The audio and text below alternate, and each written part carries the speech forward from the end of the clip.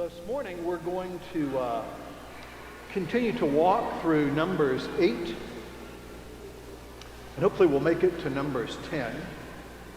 So just briefly to kind of recap where we are. Remember, we're still at Mount Sinai. The people of Israel are getting ready to leave Mount Sinai to go to the Promised Land, but before that can occur, the tabernacle has to be consecrated. Remember, we took a look at some of the sacrifices that did that last week, and then we looked at the lighting of the lamp, the sanctuary lamp, the menorah, which is a symbol of the light of God. And then a couple other things that need to happen that I'll point out here. And starting in 8:5, we have the consecration of the Levites. Now the Levites are the other kind of group of people who serve in the tabernacle, although they're not priests. So we've got the sons of Aaron who actually take charge of the sacrifices. And then we have the Levites. The Levites are kind of like the tabernacle janitors, if you will. Although it's like a more glorious role than that. The Levites are in charge of the care and moving of the tabernacle itself and all of its contents. And they alone are allowed to touch this stuff. So not just anybody can touch the tabernacle furniture. That's entrusted to the Levites and to them alone. So these folks need to be consecrated. So let me read to you the liturgy for the consecration of Levites. You may remember that back in Exodus 29, we have a liturgy for the consecration of Aaron and his sons. And you just kind of remember what that involved. Remember, they were washed with water, they were anointed with oil, and then a series of sacrifices were offered to consecrate and purify them. So a similar thing's going to happen now with the Levites. So let me read to you part of the liturgy. This is Numbers 8:5 and following. And the Lord spoke to Moses, saying, "Take the Levites from among the people of Israel and cleanse them." That's a really important word. Cleanse them. Thus you shall do to them to cleanse them. Sprinkle the water of purification upon them, and let them go with a razor over all their body, and wash their clothes and cleanse themselves. Then let them take a bull from the herd and its grain offering of fine mixed flour with oil, and you shall take another bull from the herd for a sin offering. And you shall bring the Levites before the tent of meeting, the tabernacle, and assemble the whole congregation of the people of Israel. When you bring the Levites before the Lord, the people of Israel shall lay their hands on the Levites. And Aaron shall offer the Levites before the Lord as a wave offering from the people of Israel, and that they may do the service of the Lord. Then the Levites shall lay their hands on the heads of the bulls, and you shall offer one for a sin offering and the other for a burnt offering to the Lord to make atonement for the Levites. And you shall set the Levites before Aaron and his sons, and shall offer them as a wave offering to the Lord. Here's the conclusion. Thus you shall separate the Levites from among the people of Israel, and the Levites shall be mine, for they are wholly given to me from among the people of Israel. Did you notice the language there? Cleanse, separate, wholly given, consecrated, the repetition of those ideas. Let's take a look at what's going on here. So at one level, right, the Levites are being set aside to serve in the tabernacle. And this is being done, though, in a really interesting way. So as the Levites are consecrated, the people of Israel come forward and they lay their hands on the Levites as a sign that the Levites are representative of all the people of Israel. Okay, so that's what's being done here. So the idea, right, is that not everybody can actually go into the tabernacle, right? Only the priests, only the Levites. And already we've seen, right, that Aaron and his sons are consecrated to represent the people of Israel in the tabernacle, and now the Levites are consecrated to represent the people of Israel in the tabernacle before God. Then we have this language about the Levites being cleansed. So they're set aside for a particular form of service, right? And they need to be cleansed because where are they going to be? They're going to be in the presence of God in the tabernacle, okay? So they have to be cleansed, and so that takes place in a couple of ways. First, they're actually washed with water, okay? And here we have the origins of what we will come to know as the Sacrament of Baptism, right? Which is also to be a kind of cleansing. So they're washed with water. And then 2 sacrifices are offered for them. First is a sin offering to make atonement for the sins of the Levites. And the idea here is that this idea of atonement comes from a word which means to cover. So the idea here is that this sacrifice is being offered, so the blood from the sacrifice of the sin offering, right, covers the sin of the people of Israel. We've seen this concept before, remember, when we looked at the Day of Atonement, the idea of God making atonement, covering, cleansing for human sin. So this is being done now for the Levites. And then a final thing is done. A burnt offering is offered on their behalf. And the idea here is this, right? That we've talked a little bit about burnt offering before. So remember, burnt offering is the offering where you take an animal, it's put on the altar of burnt offering, and it's just completely combusted. The whole thing's burnt up, incinerated. And the idea is that the complete offering of the animal represents the complete offering of the person who made the offering. Okay, so the idea here is that the Levites now are going to be people who have completely offered themselves to the service of God, right? That's their one mission in life. This defines who they are. This defines how they go about life, this service to God.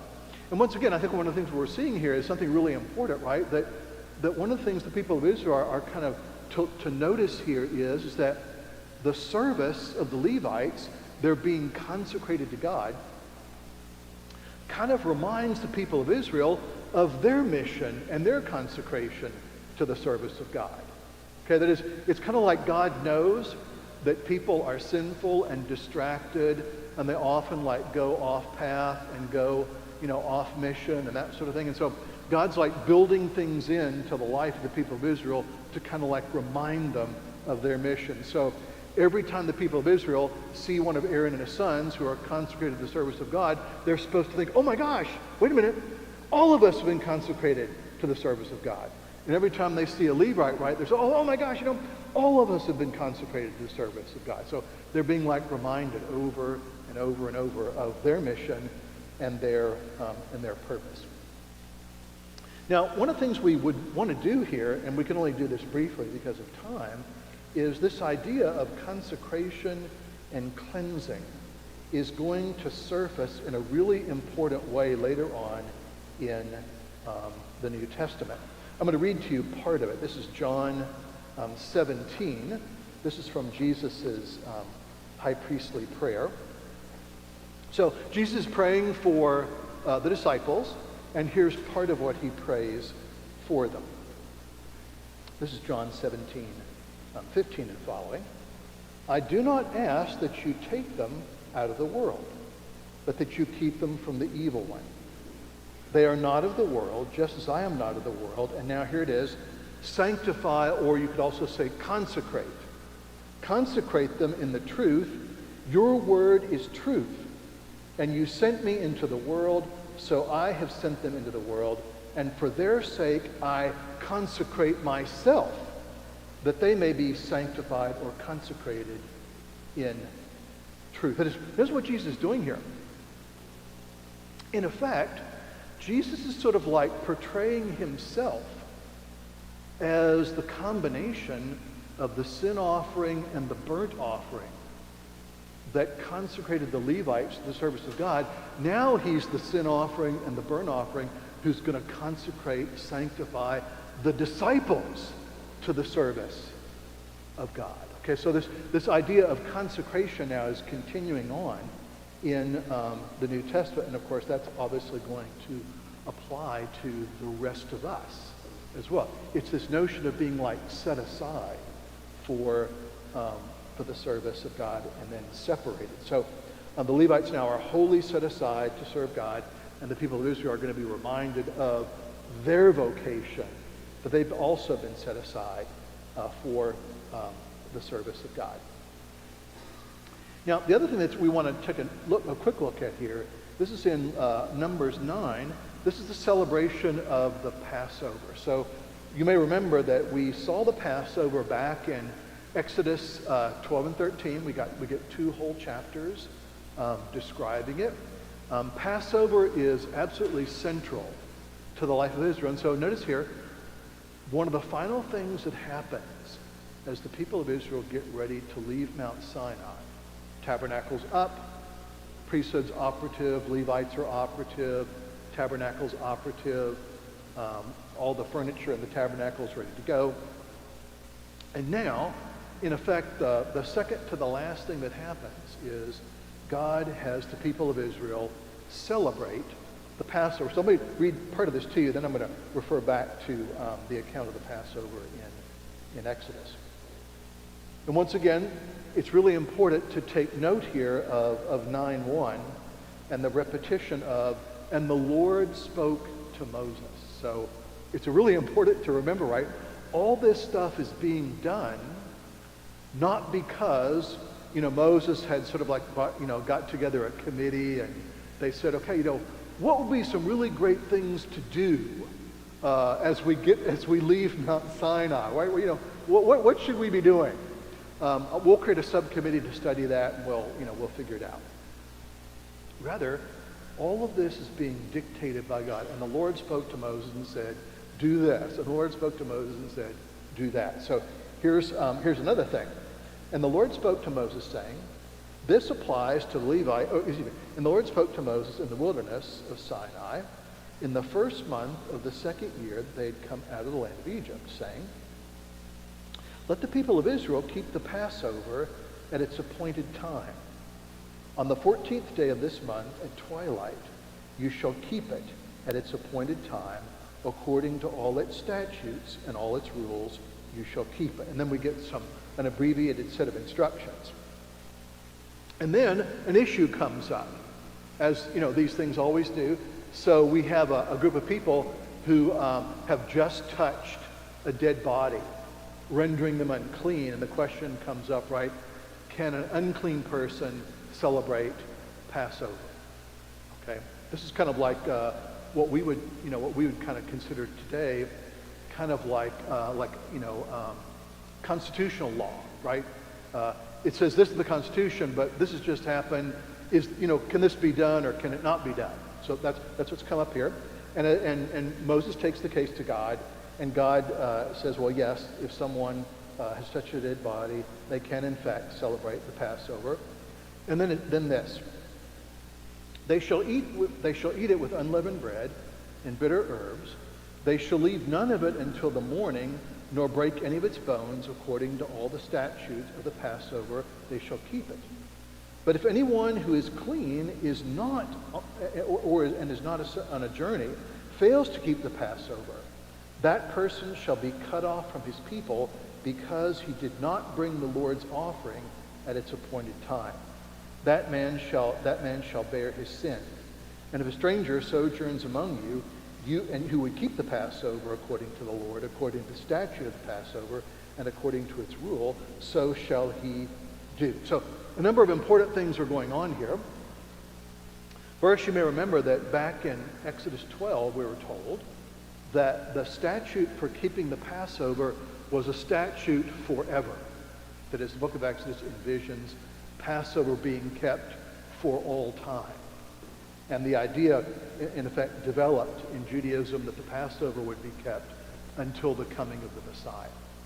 So that's the idea. In some ways, right, the Passover is still being kept. We keep it every Sunday. Only we keep it under a different form. It's now called the Eucharist.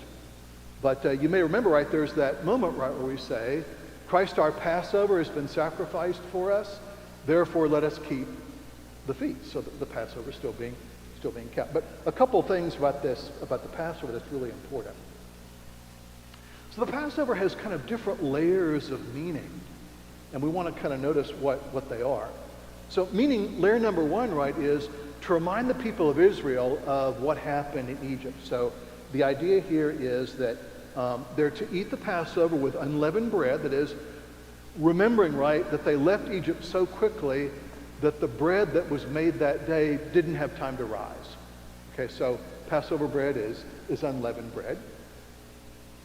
They're also to eat it with bitter herbs to remind them of the bitterness of their servitude in Egypt. Okay, so once again, it's kind of like a reminder.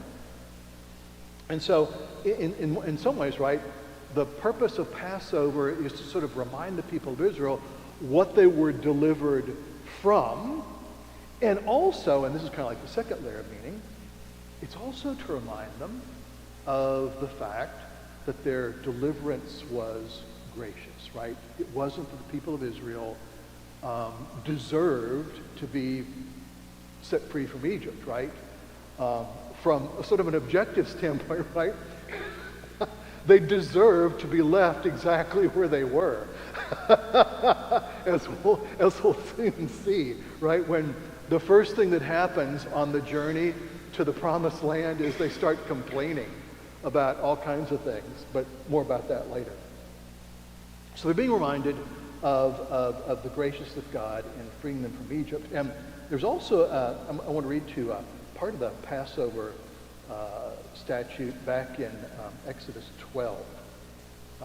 There's a set of important instructions. This is Exodus 12, 7 and following. We get complete instructions for the keeping of the Passover.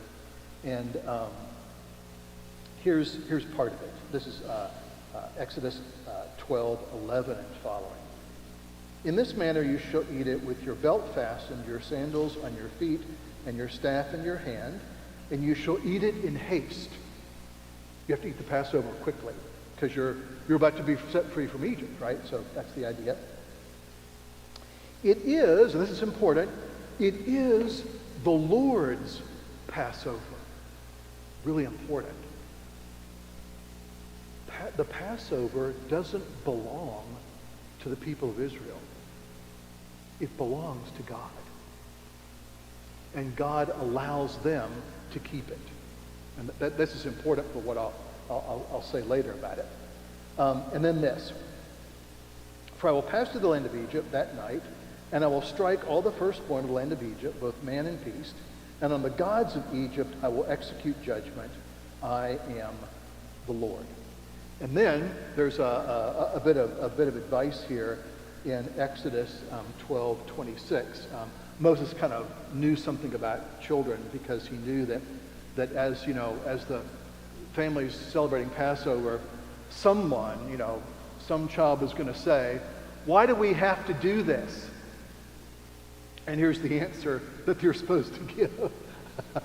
And it's not because I said so, okay? And when your children say to you, "What do you mean by this service? Why do we have to do this?" You shall say, "It is a sacrifice of the Lord's Passover, for he passed over the house of the people of Israel in Egypt when he struck the Egyptians, but spared our houses." That is, notice the answer that's to be given here, okay? Why are we doing this? We're doing this, my son, because this explains why you are not a slave in Egypt. That's why we're doing it.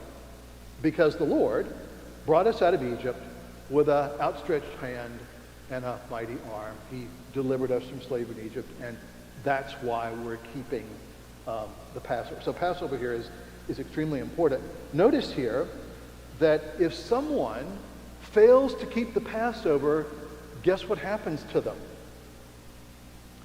If you have no good reason for not keeping the Passover, you just say, "Hey, you know what? This Passover thing, it's just like the same thing every year. Freedom from Egypt, freedom from Egypt, freedom from Egypt. Yeah, I get the point. Let's skip it this year." The idea here is, no, this is the Lord's Passover. if you do not keep the Passover, you are no longer part of the people of Israel. Goodbye. Now this makes a really important point, a point that probably is like hard for us as like modern people to sort of think about, but I think it's an important point nevertheless, and it's this. The Passover isn't just like something that the people of Israel do as kind of like an interesting thing. Rather, the keeping of the Passover in effect constitutes Israel as the people of Israel. That's what it does. Without keeping Passover, there really isn't an Israel. This is part of God's covenant with the people of Israel. So it's very important. It's not just something that you might want to do if you are so inclined, right? No. This is the Lord's Passover, and you're keeping it, in effect, makes you part of the people of Israel. And so the people of Israel are now being sent off from Mount Sinai with this in mind. Now we're going to see a number of kind of ramifications of this. I just want to mention one right now, and then we'll move on to what happens next, the last thing that happens. One of the things that's going on here, we'll see this when we get to the book of Deuteronomy is really big on underlining Israel being thankful for what God's done. And the reason why it underlines that, right, is it recognizes that one of the things that happens in the hearts and minds of sinful people, which includes, of course, all of us, unless you are a completely sanctified saint, you are a sinner. So do we have any completely sanctified saints here today? It's kind of disappointing, but okay, well, it means we still have work to do. But anyway, the idea here, right, is that, one of the things that happens to us is that because of our condition, we can easily kind of lapse into a kind of God forgetfulness, right? Things start to go well. Things are going your way. You're not facing any significant problems. And guess what happens, right? You start to kind of drift. And you begin to think, well, things are going pretty well. I must be doing like a really good job of running my life. And that's where like the God forgetfulness starts to set in, right? And then we cease to be thankful. So one of the things we're seeing here is one of the things that Passover does, it reminds the people of Israel again and again and again and again of who they are and also why they're here and what God has done for them, which is essential. Now, here's the last thing that happens as the people of Israel are about to leave Mount Sinai. And of course, it's actually the most important. And this is in Numbers 9, 15 and following. On the day the tabernacle was set up, the cloud covered the tabernacle, the tent of the testimony. And at evening, it was over the tabernacle like the appearance of fire until morning. So it was, and the cloud covered it by day, and the appearance of fire by night.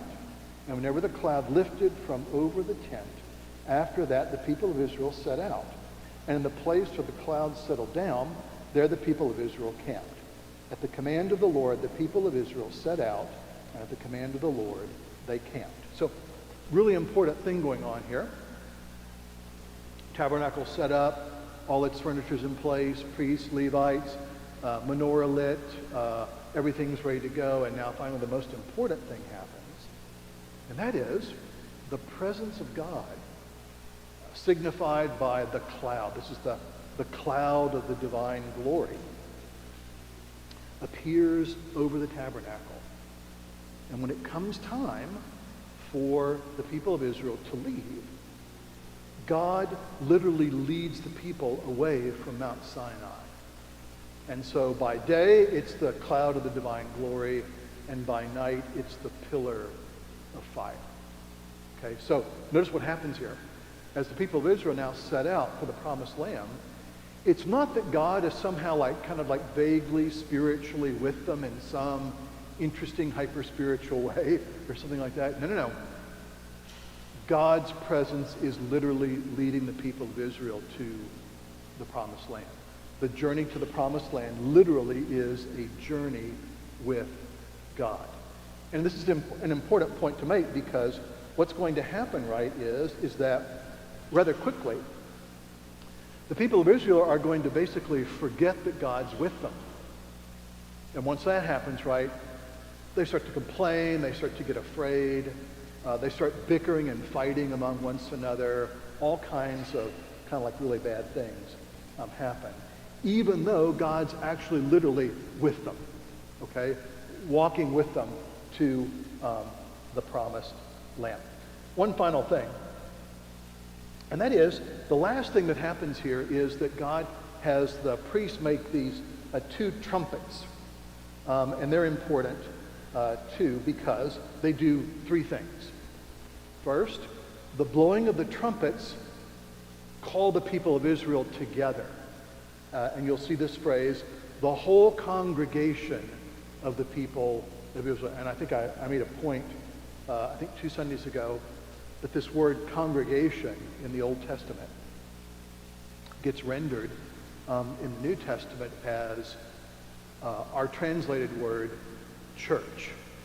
So the Hebrew word is kahal. It gets translated into the word ecclesia, and that gets rendered into the English word church. So it is the whole church of the people of Israel gathered together. So that's one of the things the trumpets do. The other thing the trumpets will do is they will call Israel to celebrate the various feasts that God has instituted. Okay, so the blowing of the trumpet calls them together, feasts. And then the third function of the trumpets is they summon the people of Israel to battle. And we'll see how that gets played out. Now, I do want to note here that the trumpets are going to surface again. We'll see trumpets resurface in the New Testament once again, this time in the book of Revelation. So in Revelation 8 and in Revelation 11, trumpets will come back where they will have the exact same function.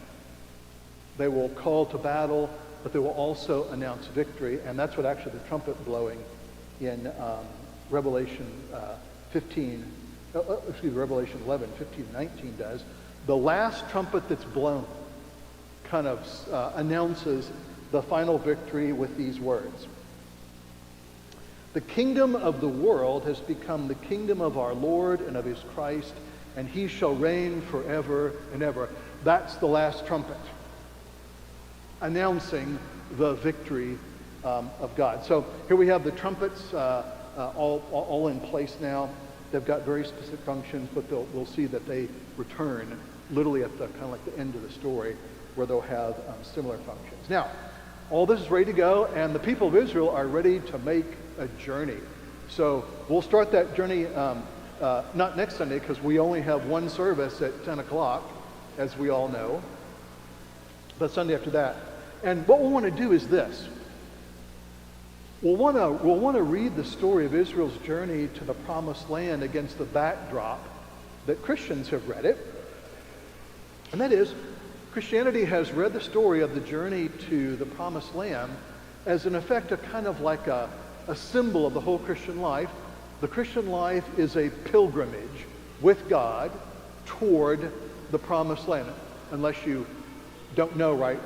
We're not in the promised land yet.